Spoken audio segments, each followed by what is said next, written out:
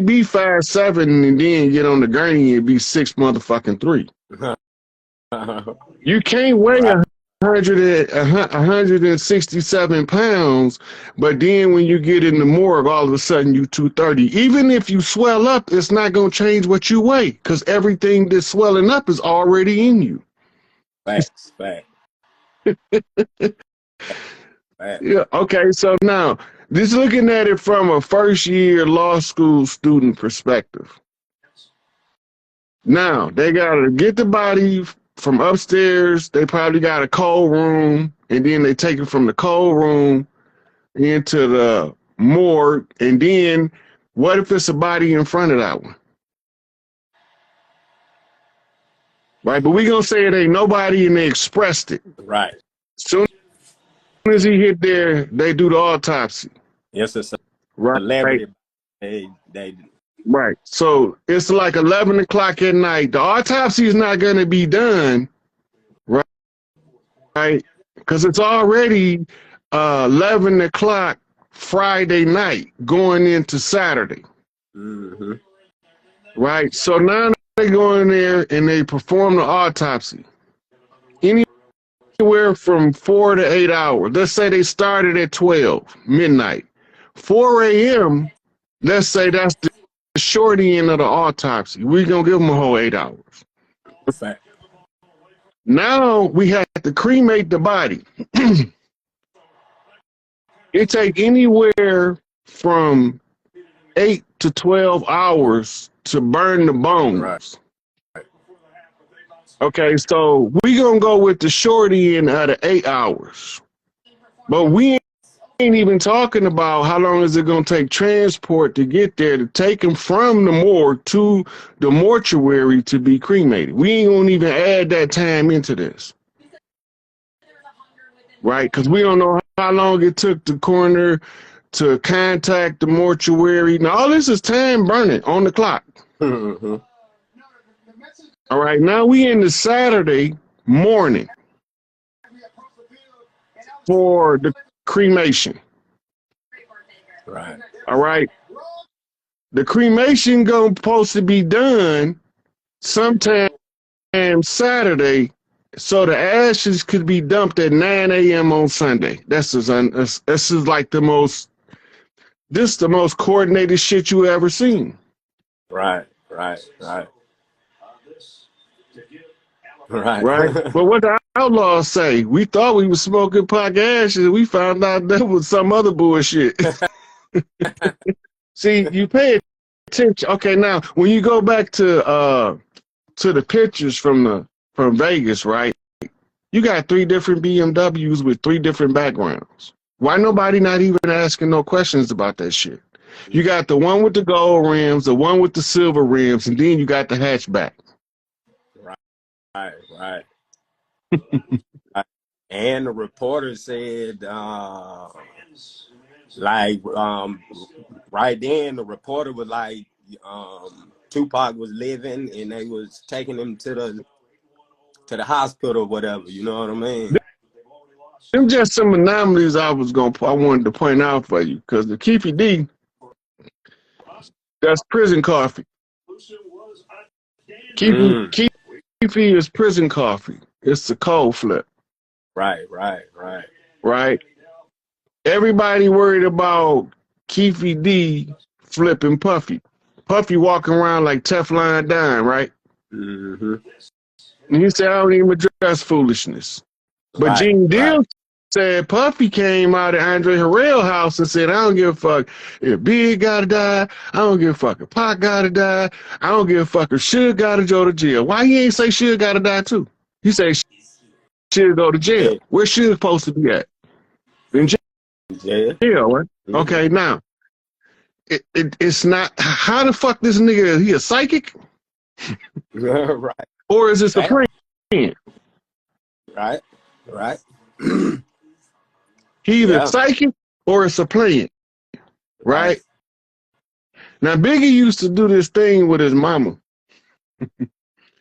where he would lay his stuff out and he would jump out on her and surprise her, right? Mm-hmm. Only this time he didn't. But he would lay his stuff out to deliver her a message. He was finna do something. Right. Right? Because two cops is on the milk box missing. We grew threads to change our description.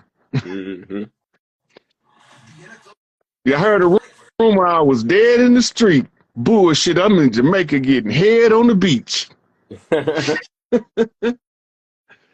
Right? Now, the only way you can verify any of this, you have to find out who was the oversight. What was their job? Death Row was infiltrated by the feds that was running the COINTELPRO operation in the music industry that produced some shit called the Hip Hop Police. The Hip Hop Police was another branch of what's known as 21 Jump Street.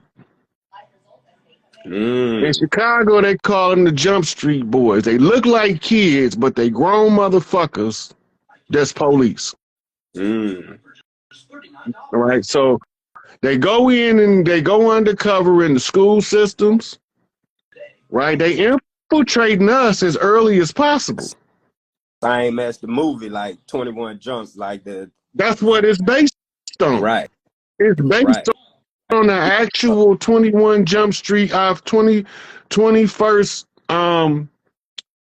in state in Chicago. There was a mini station over there that they ran the Jump Street operation out of. Right. Them facts. So they was pretending to be gangbangers. People don't remember that. Remember, COINTELPRO infiltrating every organization. You think they're gonna leave the streets alone? Okay, so when they come in, we have to have an offensive.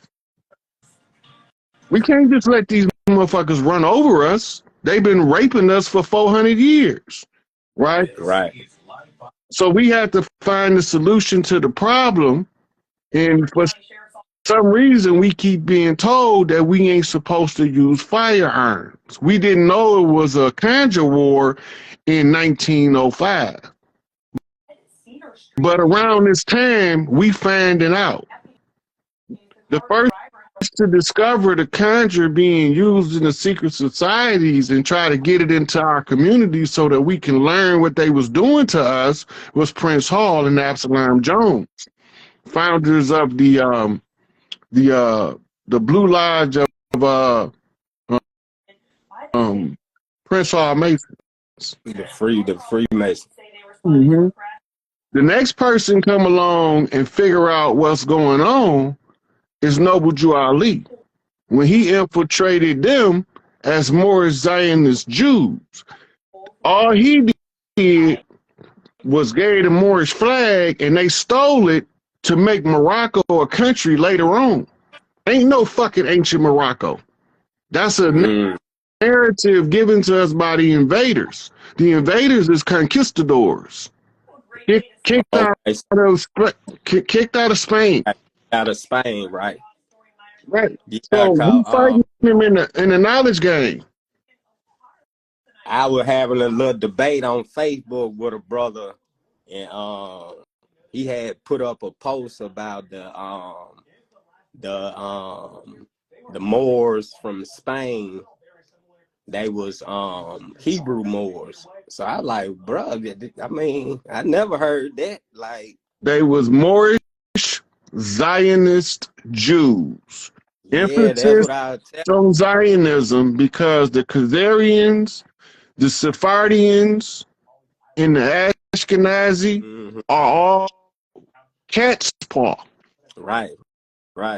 Blood shields to protect those bloodlines of those Moorish Zionist Jews. We supposed to wake up. Remember, Elijah Muhammad said, "Don't wake them up too fast. You wake them up too fast, they gonna tear shit up." Who he talking about? The warring clans. So when Tukey wake up the Crips, he gonna automatically. When him and Raymond Washington wake up the Crips, it's gonna automatically wake up the Bloods.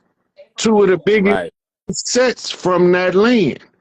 They're supposed to protect the land. Tukey come in as a warrior. So Right. so now you got, when we started figuring it out was in the Bay, when they was infiltrating the Panthers, we got elders sitting back saying, "Hey man, look, this is what's going on," and they pulling key people to the side. This is what's going on, and now we know we infiltrated. We have to use our tribal code talking style in order to tell the whole story. Because they say it's the white man I should fear, but it's my own kind doing all the killing here. What are you saying? They look like us, but they ain't us. They don't know who we be. That's the dog. That's the old Inca chief Zolo. They named the hairless dog after the chief.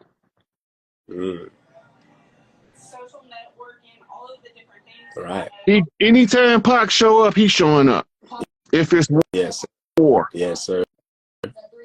Right. Tupac Amaru, he come up. We know who he is. We don't know we know who he is, but we know who he is. Right. Right? And we watching him globetrotting, and he's sleeping on niggas' couch. He ain't renting no rooms. For the first couple years, he was sleeping on people's couch. He slept on Breed couch for about 7 months while they was making music together. Right. Them the Flintstone clan, Buffalo Boys. Right. Go up to the Flint and find out what I'm talking about. Them Buffalo Boys. And just north of them, you got them old Saginaw Indians. In Saginaw. They still there, same people.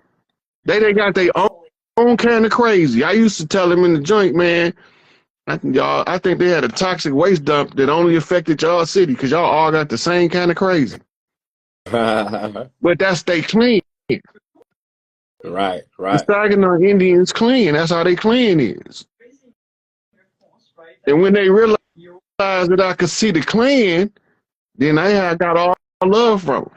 They couldn't believe it. He actually see the clan out here.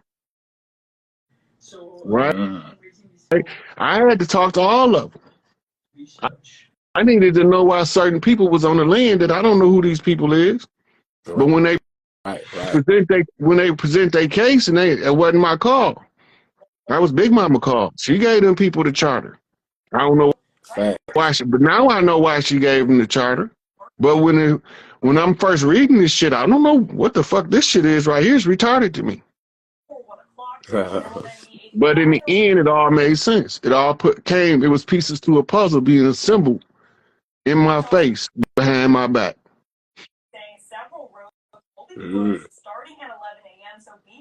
Yeah, man, hey, brother, you be going in, man. Some deep thing. Make a brother had to go back to the drawing board and do some thorough research. You know what I mean? I love it though.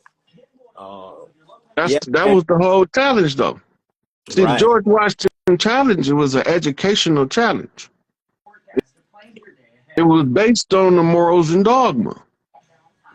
Right. If you follow the Moorish compass, don't get stuck to the right or the left. I mean, don't take side in nobody else's opinions. The chief is naturally hard-headed. If they get that at an early age, you can't conquer them.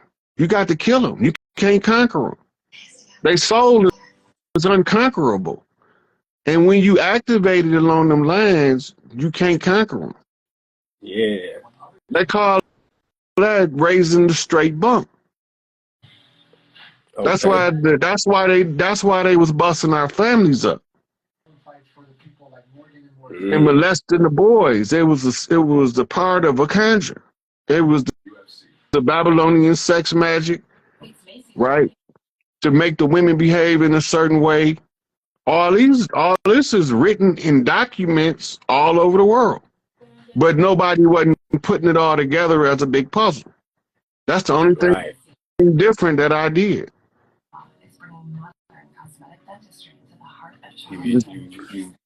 Unified field theory effect.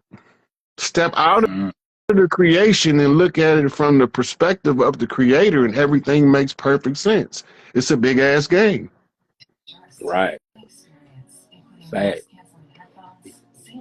Yeah, bro. Like I said, man, since I've been listening to you, like, talk about Tookie, Larry, who, you know what I mean? Like a lot of, you know what I mean? I think back when I had my daughter, it was in '09. I think that's when they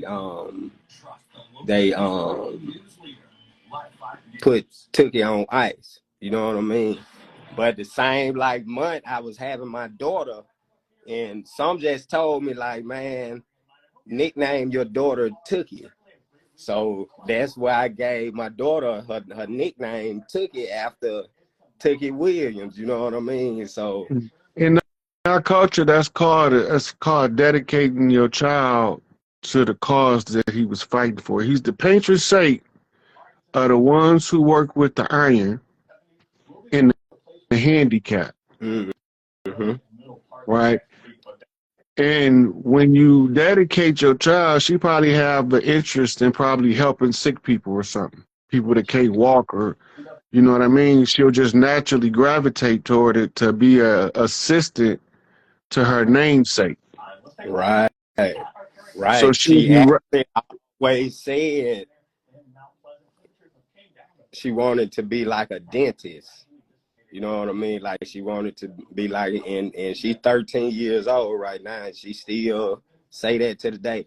You know what I mean? Like she was saying that like when she was tell her like don't 3, stop 4, 5. at it. Tell her don't stop at being a dentist. Be a full blown orthodontist. If you're gonna do it, ain't no sense of stopping at the halfway mark. Right. Tell her to Right? go ahead. Get it all. Right. Don't Yeah, stop man. at just being the dentist, because that way you could just be a orthodontist tooth cleaner, right? But if you're gonna do it, don't think small. That's where we was being capped at. Right. See, we would tell our child, don't try. That's what the ancestors used to tell the child. Get you a job in the factory. This is a whole Right. new era now, and we got to make these children capable of giving us, our great grandchildren, 7 generations down the line, a better life. How do we do that? Empower them to be their best self. How do you do that? Tell them to let their light shine in the world. Fuck the Facts. world. Let your light shine.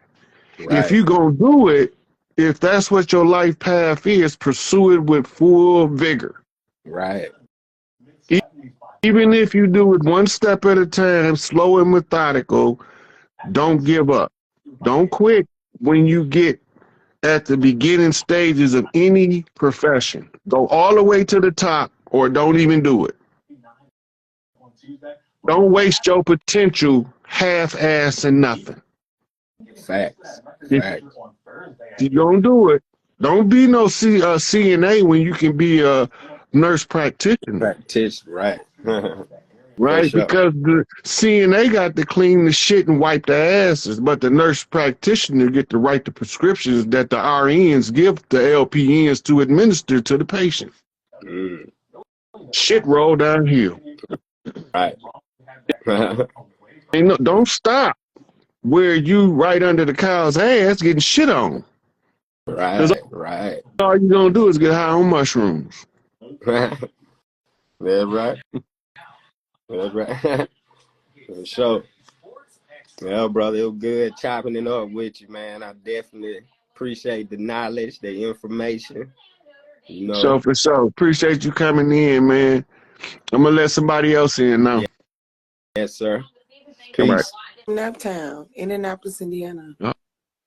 Oh, well, okay then. Yes. I love you, yo. I love you with all my heart, yo. You are the best thing ever since white sliced bread. You are the best. Straight up. You so dope. Oh my gosh. Yeah, a little different. I don't have a question so much as I guess just guidance on how to study your work in an orderly fashion, I guess. Like, I know you always say, when people say, where do we start? And you say, study family business, or you say study family banking. Family banking. Mm-hmm. And it's something, it's like 4 things that you say study. Can you like say that now? Well, one is family banking. The reason why you study family banking is because if we're going to receive our wealth back and we want to control our destiny, we have to control our own wealth. Yes, sir. And we're going to all be in the financial position, but it's going to come through the oldest matriarch of the family, right? So they know who we are by our motherland. They've been tracing us the whole time. We don't got to figure out shit, but we have to educate ourselves in banking if we want to be able to be functional at being wealthy.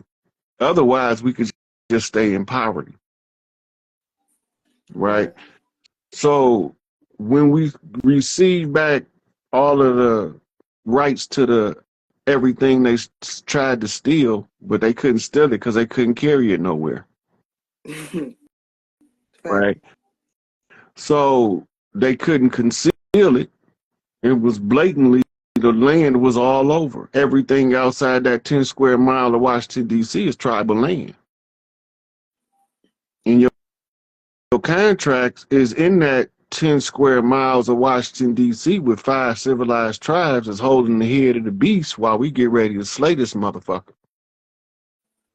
The next thing was the Indigenous Rights Act of the United States, the Indigenous Rights Act of the UN. Because if you read it correctly, it's systematically telling you how to assert your jurisdictional authority from the tribal perspective as the de jure by using your own shit that was in operation prior to the invaders coming. Right? So when you read it, it's telling you to use your Indigenous Right Act of the United States and the Indigenous Right Acts of the UK? UN. United Nations. Okay. Okay. Say that again. Okay, go ahead. My bad. I didn't mean to cut you off. So in there, it clearly tell us to return to our oral tradition. As soon as we do that, we override all of their paperwork. We just got to put it in the public domain because notice the agent is notice the principal. If it's in a time dated in archivable format, that is sufficient for public notice. Everything I do as a war chief is public notice. That's why everything I do on this had to be out in the public. It had to be accessible for the people to find it.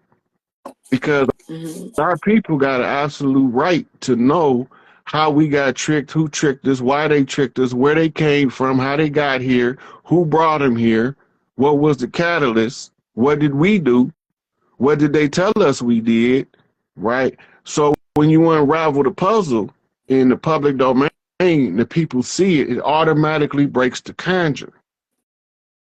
It wakes you up from the conjure, but you got to go through a waking up process. And the other thing I said was to read the FEMA document, Continuity of Government, because right on the face of there, it tell you that the tribes is involved in this. Now, only 5 tribes had contracts. It's over 500 and something tribes on the land, or 5,000 and something tribes across the land. Those are classified as outlaw tribes. They call them, what they call them? They got a name for them that didn't sign the treaties. Non-treaty tribes. Oh, okay. Now, they got all kind of court records that say the 9 treaty tribes was never supposed to participate in this corporate fiction known as U.S. government, and they was never supposed to advance beyond the Appalachian Mountains. Mm. They made an alliance with Spain, and that was the death knell right there. When they merged the Virginia Company and the Northwest Trading Company and made the Treaty of Peace and Friendship, or what they called the Paris Accord, with the Royal Moroccan Company. The Royal Moroccan Company is a corporation, a legal fiction. It is a holding of the Buckingham Palace, right? It's literally called the Royal Moroccan Company. And they were warring. The Royal Moroccan Company was originally out of Spain, and they were stealing the king from England's booty on the high seas in transition of goods from the Americas back to Europe. All this shit documented. This is not like, this ain't no secret shit. This is they telling us the story, but we don't know what we looking at. I'm just saying what you're looking at. This is just what you're looking at. Right? And then when you look at it, you say, oh, that's a straight line. Ain't no deviations in that. They made the agreement. It was a ceasefire to stop fighting each other and transporting goods back to Europe and work as an alliance. That's what that was about. And to establish this corporation that's known as the United States. To usurp the Constitution. There had to be a strategy involved. Okay. So that's what it was all about. Document, say that one more. The FEMA document is called, say that again. Continuity of government.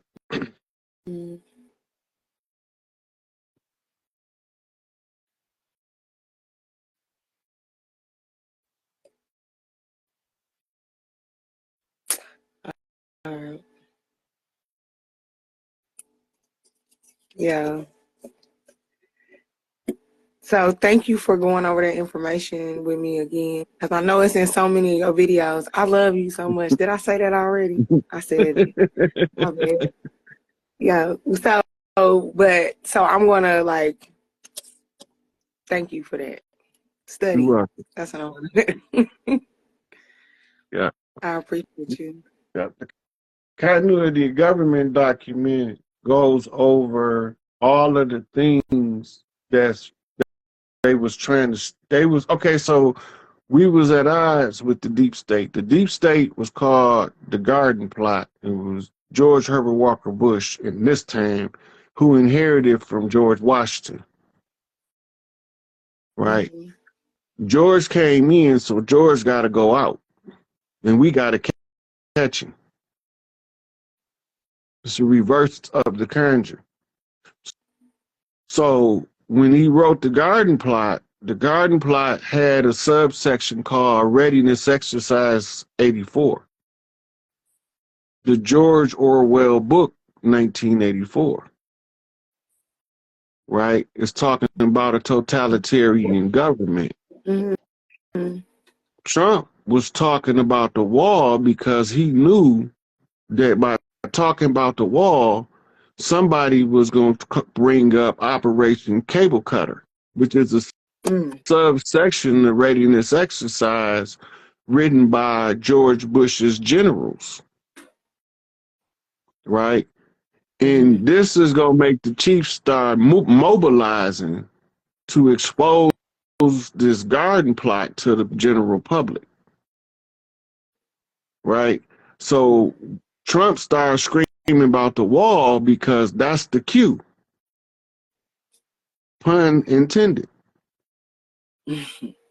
Q is 17. Right? Which adds up to 8. Right? 8 is to be in flight. So we're looking at a series of things being said in the codes that's being delivered through these documents. So we know what they was trying to do, and all we got to do turn about is fair play. Use everything they was using against us, so we seize FEMA. We use the military to seize FEMA. Military intelligence is giving us strategical support in the background, right? So we got 50 retired generals from the military, but you got 50 chiefs that's boots on the ground at least. There's major chiefs that was written about in the history books that came back to close this shit out. But at the same time, we still got 21 L's that wore fezzes, that left their fezzes in the George Washington Memorial Museum. I want to see these motherfuckers come get them.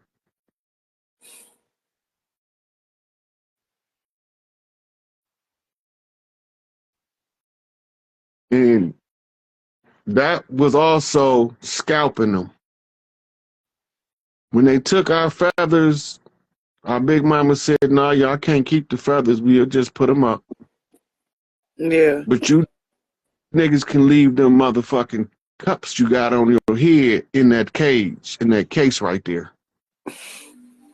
And we gonna see which one of us gonna be the smartest at the end of this 200-year shit. Garvey brought an army. He built a whole fucking army to fight these motherfuckers, and then he got into the Prince Hall and seen the codes and was like, "Shit, I can't even do nothing. We got to educate about this motherfucker." And Du Bois had it right. He said the only way out of it is education. Booker T felt like that too, but he wanted us to be more industrious,